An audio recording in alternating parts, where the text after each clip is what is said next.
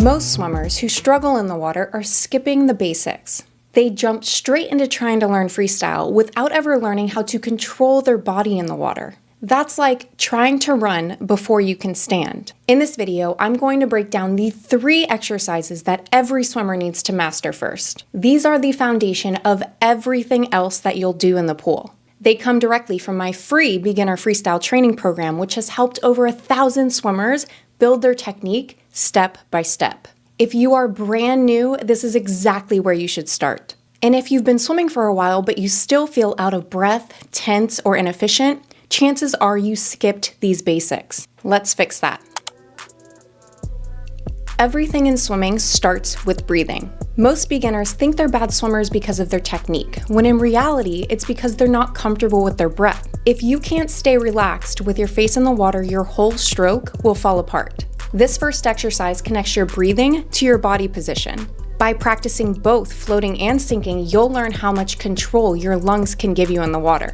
This drill is called inhale floating. It's all about learning how your breath controls buoyancy. When you take a full breath in, your lungs act like a natural flotation device. You'll feel your body rise and stay lifted. This teaches you to trust the water, remain calm, and use your breathing to stay balanced on the surface, which is essential for longer swims. Start in the shallow end where you can stand. Hug your knees to your chest in a tight ball. Take a deep breath in and hold it. Notice how your body naturally lifts upward, almost like you're being supported by an invisible life jacket. Hold this position as long as you're comfortable, then stand up, reset, and repeat until you find a natural floating point.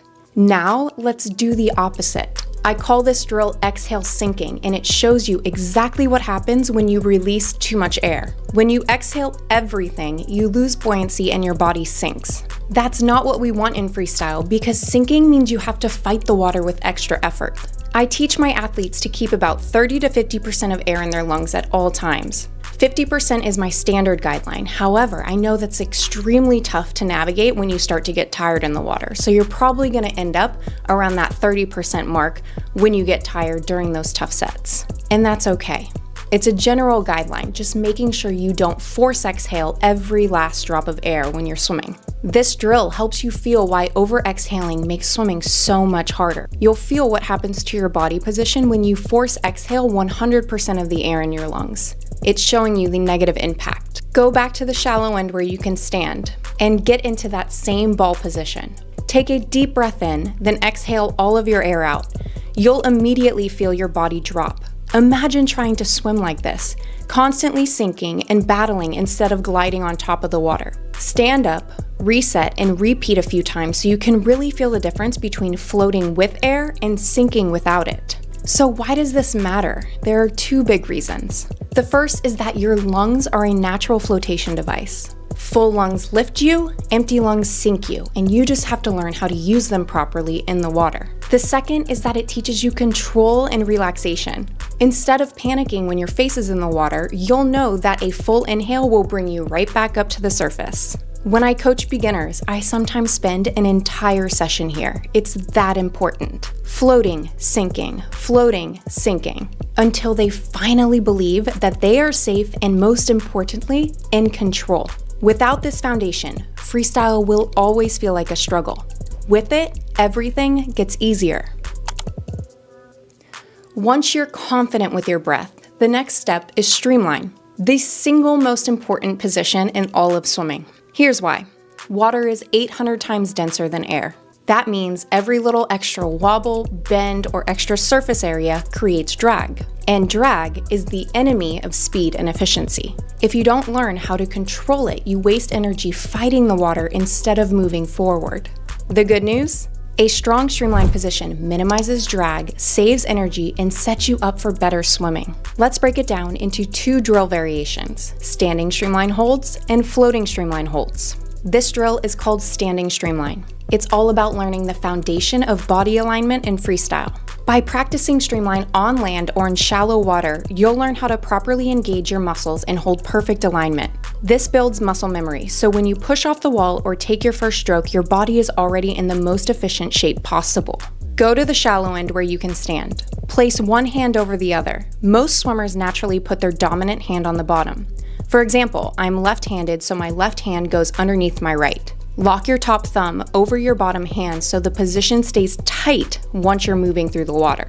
Now, reach your arms straight overhead, tuck your chin slightly, and squeeze your elbows together. Engage your core and your glutes so your body forms one long, straight line from fingertips to toes. Think of yourself as turning into a human arrow, one solid unit slicing through the water. Hold the position, then relax, reset, and try it again. The goal here is building awareness and activation that will carry into every single lap that you swim. You are going to pair this standing streamline drill with floating streamline. This drill combines the two things that we've worked on, the breath awareness from the floating and sinking drills, and now proper body activation and alignment for drag reduction. By holding streamline while floating, you learn to trust the water, control your buoyancy with your breath, and stay perfectly aligned to reduce drag. This isn't just about floating still. It's about layering your breathing control with muscle activation so you can feel how body position and buoyancy work together. That's the key to swimming efficiently over long distances.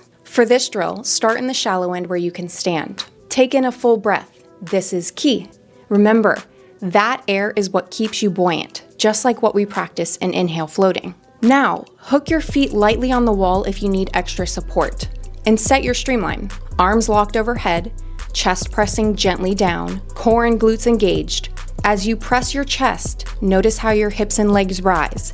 This is alignment working with buoyancy to keep you on top of the water. Once you feel stable, push gently away from the wall and hold the float freely. Keep your arms tight, chin tucked, core engaged, and legs squeezing tight as you balance on the air in your lungs. Hold as long as you're comfortable, then stand up, reset, and repeat until that alignment feels natural.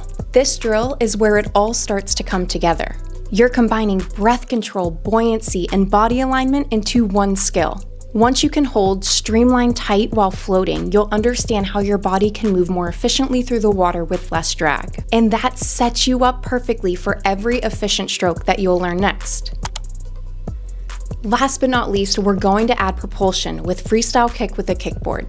We are now layering your legs into the equation. This drill teaches you how to activate your streamline muscles while actually moving forward in the water. Kicking isn't just about your legs, it starts from your core. By holding a strong position on your kickboard, you connect your body alignment to your kick so you're driving the motion from your core and your hips, not just flicking from your feet. From a biomechanics perspective, big heavy kicks create drag and wear you out. The most efficient freestyle kick comes from small fast movements at the hips, with your legs acting like long levers and your toes snapping like the tip of a whip. Physiologically, the drill does two key things. It recruits your hip flexors and core stabilizers, which is why your abs and hips often feel sore afterwards, and it elevates your heart rate, making it one of the best ways to build swim-specific cardiovascular endurance through drill work.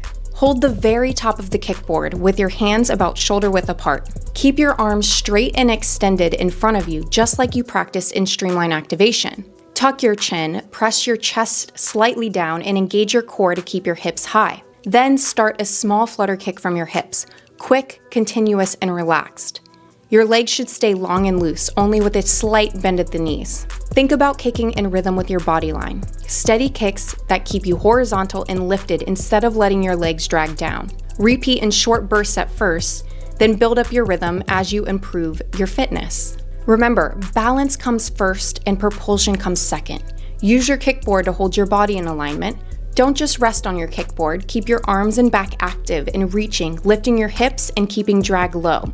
Speed comes naturally once your body position is right. So this drill isn't about just kicking harder, it's about linking together everything that we've worked on so far. Breath awareness, streamline activation, and now propulsion. When you hold a strong position on your kickboard and kick from your core, you are building a foundation in freestyle that lasts. These three drills are the foundation of swimming, backed by science. You're training buoyancy control, reducing drag, and building propulsion. If you master these, you will unlock freestyle in a way that feels easier and more natural. And here's the exciting part. I'm building a brand new training program designed as the next step to my beginner freestyle program. It takes everything that you learn here and helps you swim longer, faster, and with more confidence. But to be ready for this program, you need the foundation. So go download my free Beginner Freestyle Training program now. The link is in the description. That way, when the new program launches, you'll already have the skills to hit the ground running. Like and subscribe if you found this video helpful. I post new videos weekly, and I'll be here alongside you every step of the way in your swim journey. Thanks for tuning in, happy training, and I'll catch you in the next one.